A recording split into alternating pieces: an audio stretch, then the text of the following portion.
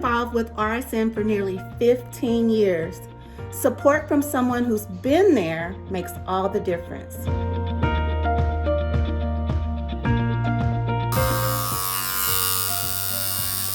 Hey David, what are you listening to? Kidney Talk, an online radio podcast that talks about kidney disease and the prevention of it. Oh cool, where can I find that? Oh, you can download it on iHeartRadio, Google Play, and Apple Podcasts. Oh nice, I'll definitely have to download that. Shout out to Renal Support Network, the annual Renal Support Network essay contest. I won the Renal Support Network contest last year, the Warrior, and we are all warriors. So thank you. Keep on doing all that you do, and be happy and healthy and keep the hope. Thank you, Renal Support Network. Woohoo! As a kidney transplant recipient, I find that having an actual publication like Kidney Talk is an invaluable resource for any kidney warrior at any stage. RSN keeps me informed of kidney advocacy issues so my voice can be heard.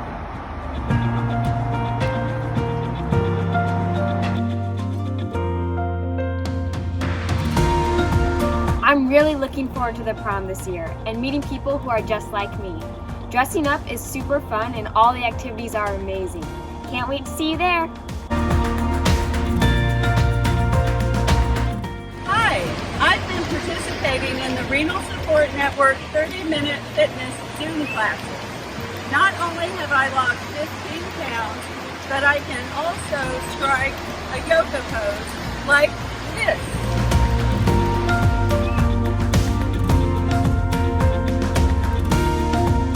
When I created Renal Support Network back in 1993, I had no idea the impact that I would have among my peers. An illness is too demanding when you don't have hope, and peer support, education, and knowledge are crucial to our survival. We have a great week planned with some incredible speakers, great information for you to share, learn, so we can survive and thrive with this illness. It's imperative. So stay tuned. We're going to have a great event, and a shout out to our corporate mission partners for making this happen.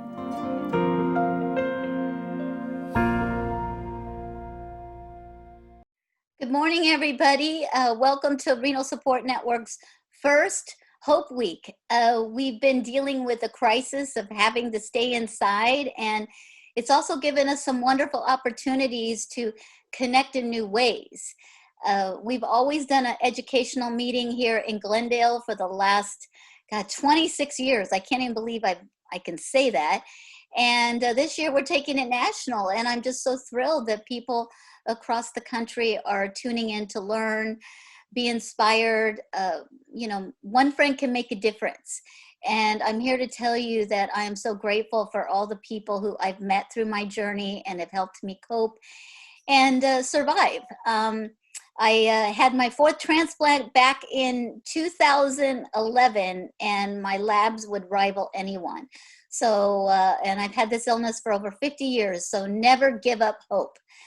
And it's my pleasure to introduce our next speaker. She's one of my favorite people, and if I had to say if anybody is matched to my energy, it has to be Mandy Trolinger.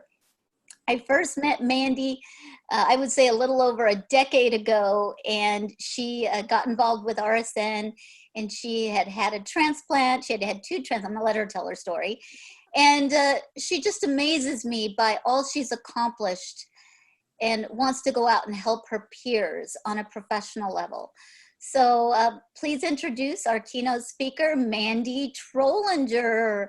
We're so excited to have you here. Thank you, Lori. Can you guys hear me and everything? We're good? Okay, good deal. So yeah, I don't know if I can match. I think Lori, she's a little powerhouse. So I do not think I match her energy, but I can always strive to do that.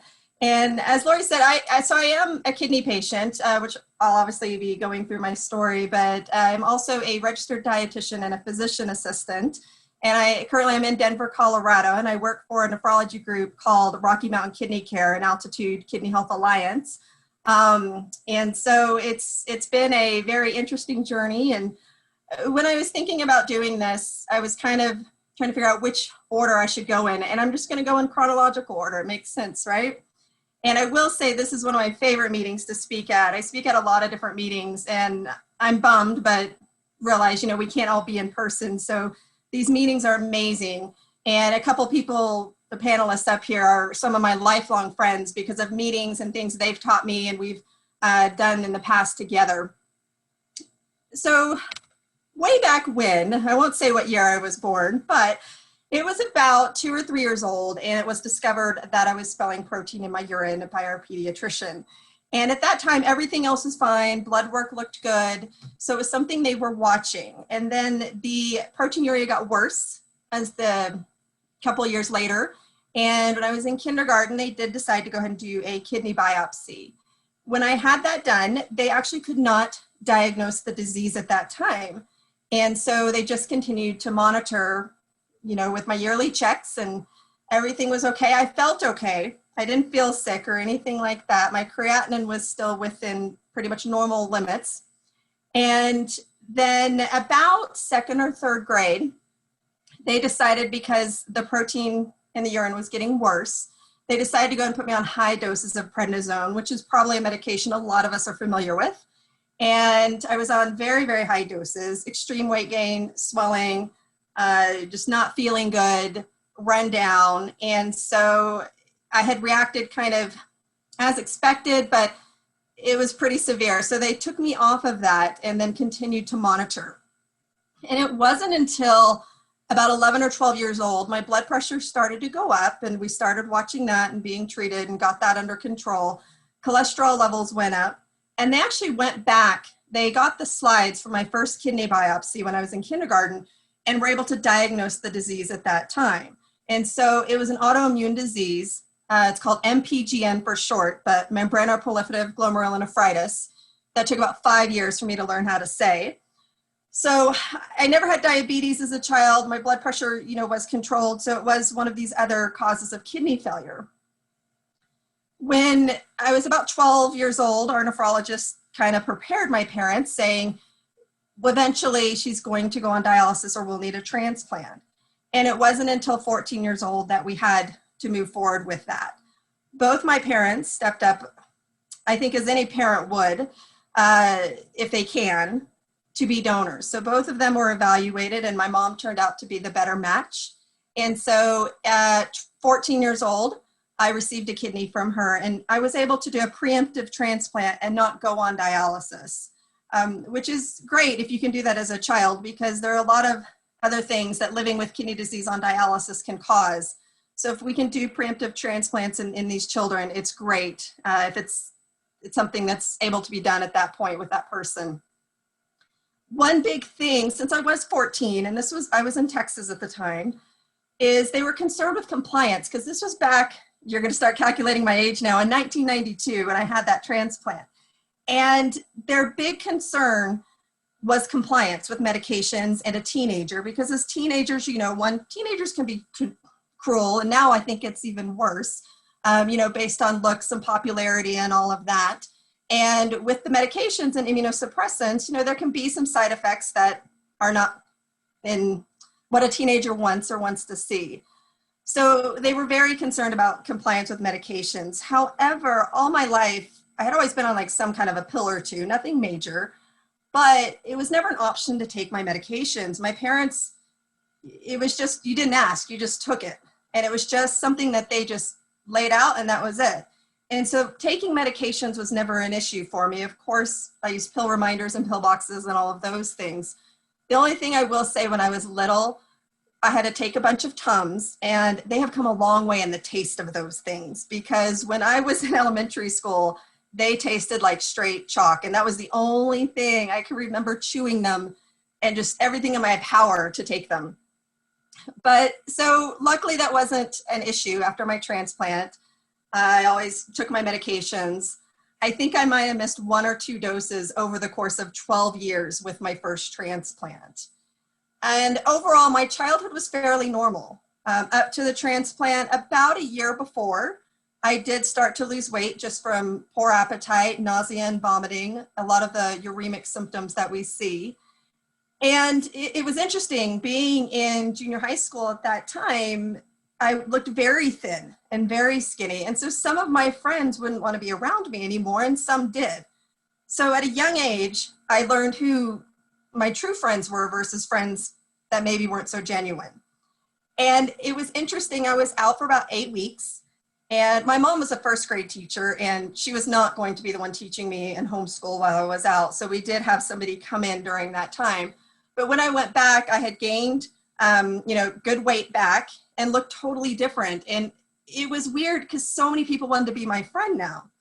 So it taught me very early on genuine friends from friends maybe that aren't friends for the right reasons. And that's something I think a lot of kids struggle with nowadays, with kidney disease and even without. So it's a tough thing to go through. Also, during my childhood, my parents never really treated me differently. I still had to study in school. I still, they encouraged me to do well, and still had to do chores around the house and things like that. So I was never given a pass on some things. And I think that's very important when you have kids. And now that I'm a parent, I can definitely see it in a different view. You never want your children to hurt. You want to be there to make everything right. But sometimes you have to let them go through things and just be there to support them. And I've seen sometimes, you just, maybe you want to buy them something every time something bad happens, or compensate instead of learn from that situation. And I think that's something it's hard to balance as a parent, because you want your child to be happy and healthy all the time. But it's something that you also have to let them learn from their experiences. And my parents let me do that. And I think that's helped, especially, I am a caring person, but I also have a pretty thick skin too, where, people are going to like you in this world and people aren't. And it's something that I think helped. Just having kidney disease, I think that was a plus. Having kidney disease throughout my childhood and teenage years, and still having it, but it just helps develop you as a person overall. So taking the upside from it. So the main thing too, and I did very well with that transplant. I've been very fortunate and had wonderful family support, which I think is huge. And it's so hard when I see patients that don't have that. And so family support's very important for the patient, and it's a big job for the family as well. And they don't get recognized a lot for that. It's the caregivers and parents and brothers and sisters and kids, and everybody chips in. It's kind of a family disease sometimes, and that is huge in helping in good outcomes with kidney disease. So after that first transplant, went on, graduated from high school, went on to college and got my bachelor's in nutrition. And the end of my undergrad, I met my husband. He was in the military at the time. And so after that, we ended up, I moved out of state with him, and I did my graduate degree, got my master's in nutrition, as well as my dietetic internship. And during grad school, I did get married. And that is where actually the chronic rejection of that first transplant, it started setting in. And with that, we try to change some of my medications. It was chronic rejection due to a certain immunosuppressant. So we did change up the meds, but then I started having a bad reaction to one of the new immunosuppressants that caused severe GI side effects. And I lost a lot of weight again over that year. And it also suppressed my bone marrow. So it was very difficult to keep my red blood cell count up. And I actually did end up receiving, over the course of a year, 13 units of blood. And this will make sense in a minute too of why. So with that, we knew we were in chronic rejection, that we'd probably be going down that path again of dialysis and or transplant. And in preparing for that, we ended up, I had about 10 people willing to donate. I was very fortunate with that. Unfortunately, none of them were matches. And that was because when you are evaluated for transplant, to kind of keep it in simple terms, and I'm sure some of you are very familiar with this process, we look at antibody levels, and mine was so high due to, one, having a prior transplant, and then having so many blood transfusions that year as well. So it was very high. And it was high enough at that time that I actually got extra points on the wait list for a kidney. Now the scoring system has changed since then on how they do it. But it was so difficult to find a match for me that I did get those extra points on the list. And so, usually I was expecting the wait to probably be about, at that time, 4 to 6 years in Colorado. I was very fortunate in that a little over a year after I did do hemodialysis in center. I did look at home options at that time. And one of the home hemodialysis machines, it wasn't quite ready for the public. Again, it was still kind of in research mode. And I also considered PD, which I think if I had to do it now, that's, definitely probably the way I would go. But so it was after a little over a year, I did get a call and I received a deceased donor transplant. And that went very well. My husband was an amazing support and helped with everything. My parents actually live in the Denver area, so they were close by. And with that, I was off work. I was working as a dietitian still at that time. So I was off work about 6 weeks and then went back to work and felt great. And it was during that time that I actually met Renal Support Network and got involved with them. And with that, Lori does an amazing job and everybody she works with, and her goal is to empower patients and give you tools that you can use to not only improve your life, but to help others as well. And I've learned so much from her. And she was actually one of the main people that got me just into public speaking, period. And now I speak at clinical meetings, patient meetings. Patient meetings are the most fun, I will say. But, a lot of that I owe to her. And she got me involved in advocacy. We did write letters and talk to representatives and senators trying to get them to learn about the various kidney bills over the years and do that. And again, like I said, I've made some lifelong friends through these experiences also. And that they're a whole different support system for me as far as, because a lot of us have gone through similar situations and we can use that. So not only family, but friends or people you network with through work or, the extracurricular activities in the world. And another really cool opportunity I got, and it was back in, I was in PA school at the time. So I think it was about 2009 was the year I did it. I got chosen to ride on the Donate Life float in the Rose Parade in Pasadena, California. And that was one of the most uplifting experiences to see all of these, not only transplant recipients, but to see these family members of people that had donated and had passed. And it was so neat to learn about their loved ones and, what they've done. It was an amazing experience. I will never, ever forget that. So after working as a dietitian for a while, I decided I wanted more. So that's when I went back to physician assistant school and finished that. Before I had gone into PA school, because I was in my 30s at that time, and all of us have, or maybe it's just me, you get this life plan. So I was like, okay, I'll be married about 24, 25, I'll have one kid at 32, one kid at 35, and that's my life plan, right? Well, as we know, especially in today's day and age, things do not go as planned always. So before I went to PA school, I did look at my age because they do consider 35 as a geriatric pregnancy, which just kind of cracks me up. But I looked at actually freezing my eggs before going to PA school because I knew I didn't want to try to have children during then, but afterwards I definitely wanted them. And at that point, we were considering using a gestational carrier. And what a gestational carrier is, it's where you basically pay someone to carry your child, and it is 100% genetically yours. And we had always kind of considered both that and or adoption. However, that's very costly. And it was not something that would have been realistic. But so we met with a few physicians at that time to kind of see is the plan. And during that time, several physicians, I interviewed or met with a couple of high-risk OB docs. I met with about 3 different transplant nephrologists that were on my team.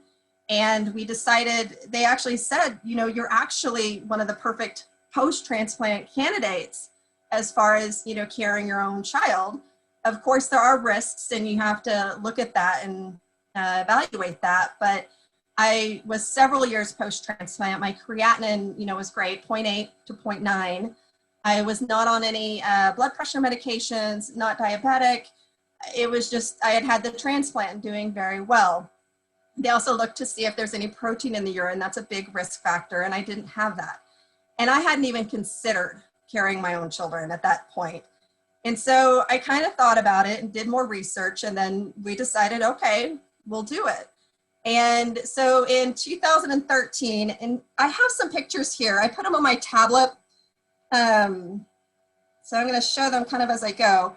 I'm going to back up real quick. So I had my practice children first. These are my practice children. This is Kona and Kalia. Kalia is the dog right over here. She is still with us, but we did lose Kona a couple years ago. I always tell people my pets find me because they know I will manage any health problem.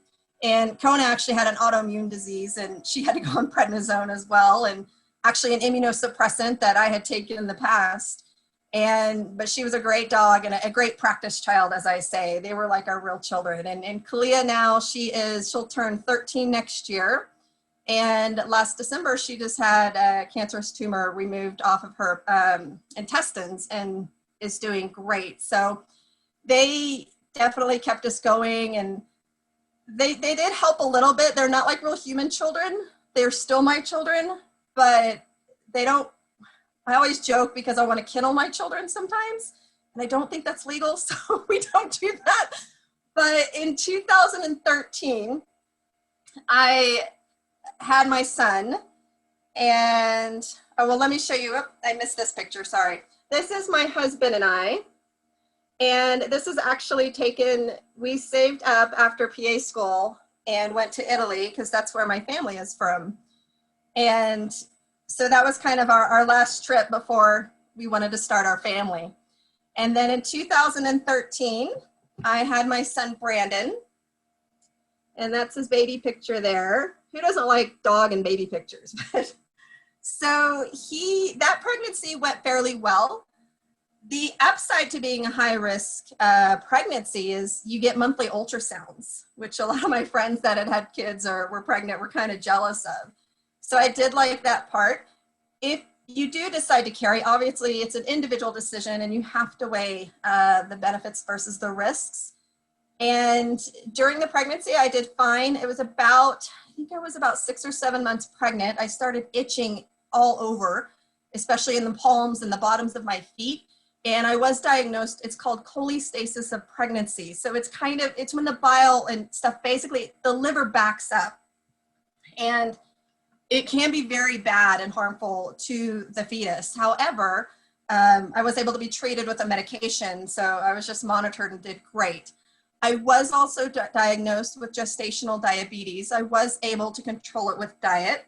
And so that was always good being a dietitian, being able to control that, but that's not 100% in your control all the time. I learned during my second pregnancy.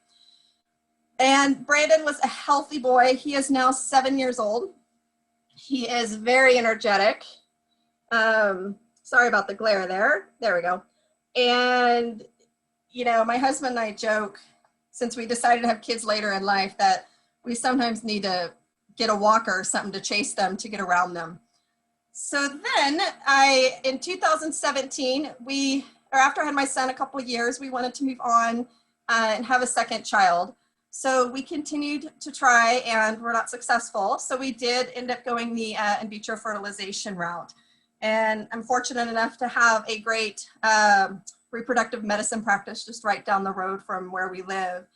And so Addison, my daughter, was born in 2017. Do not let this picture fool you.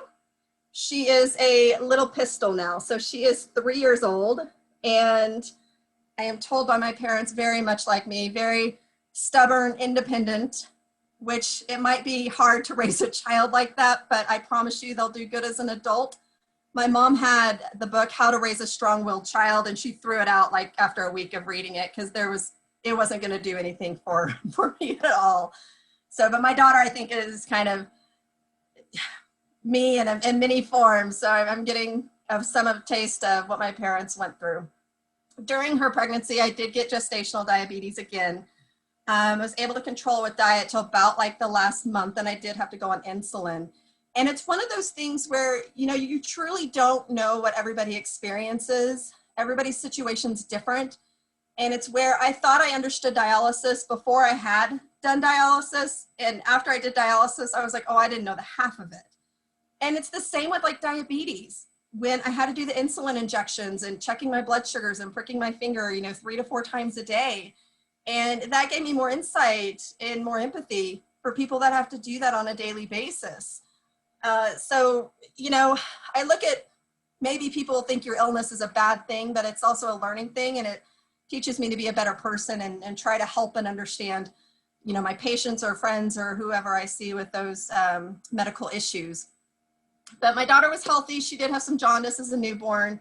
And she did, later on, she's had 2 febrile seizures, which have not been really linked to the medications or anything. It's something some kids get, they grow out of it, and they do fine. There's no harm from it. The other thing that I get a lot of questions about is breastfeeding, being on certain medications.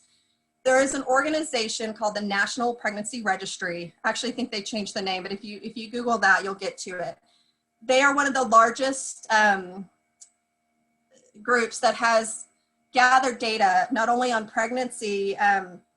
The breastfeeding data is very, very small and was hardly out there at all when I had my son. So I chose not to breastfeed him because I was too scared. But by the time Addison was born, even some of the high-risk docs said the fact that they're exposed to those meds in utero and the breastfeeding in the milk, the drug levels are even lower than that. I did decide, and with the data that was out, to go ahead and breastfeed my daughter, and it went well, and, you know, no side effects or anything that we know of from there. But so this is the whole family picture, dog included, because like I said, no matter what, some people say, oh, when you have children, you won't think of your pets in the same light. Oh, they're still my children, and my pets probably have better health insurance than a lot of people, unfortunately. So, you know, one thing, like I mentioned before, is family support and friend support. And I have had support in so many ways, and that's helped me not only become who I am, but it's also helped me to do well. And so my family, you know, Renal Support Network, friends, other medical providers, my coworkers, all of them have helped me with this. So all of them get a little bit of credit. So my main message is just, you know, be proactive, educate yourself. And that's something I try to do when I see my patients. If I don't know the answer, I'll try to find it. I learn from them as well.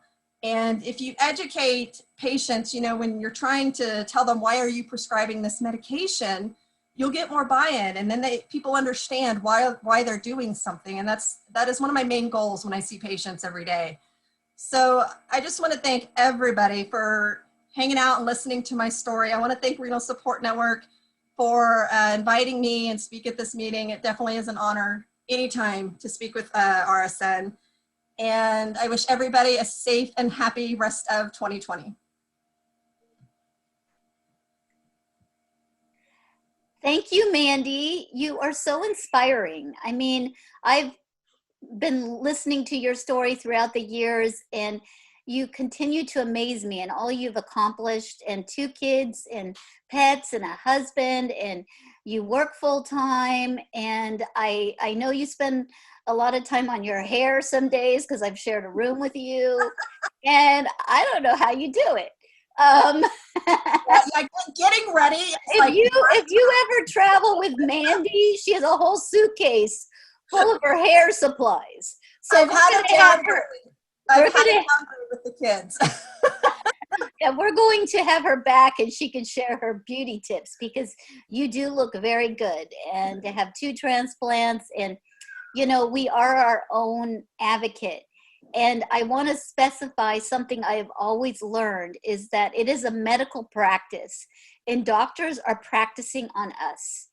And I'm grateful that they practice, because it's an art form, but people use different brushes and different paints, and they have different styles. That's why it's so important to find the doctor, the artist who you connect with, because I've known my doctor longer than my husband, and it's I feel like he's like my big brother. You know, we've grown up together, and it does become a lifelong relationship. So thank you so much for being here, Mandy, and we just love watching what you're going to do, and can't wait to see what your next challenge is going to be. And your kids are adorable, by the way. Thank you. So- Well, your pets are adorable, so. And a shout out to our corporate mission partners for making this happen.